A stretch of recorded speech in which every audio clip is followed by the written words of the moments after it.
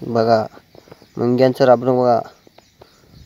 झेपत नाही तेवढं तोंडात निघून येतात मुंग्या. माती घर तयार करतात. मुंग्यांना कोण मालक नाही. स्वतंत्र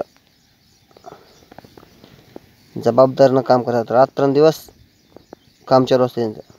त्यातनी दमणूक नाही.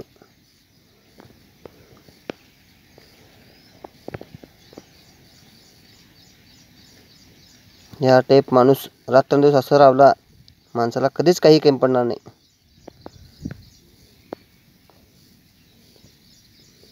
त्यांचा 0% खर्च काही नाही त्यांचा.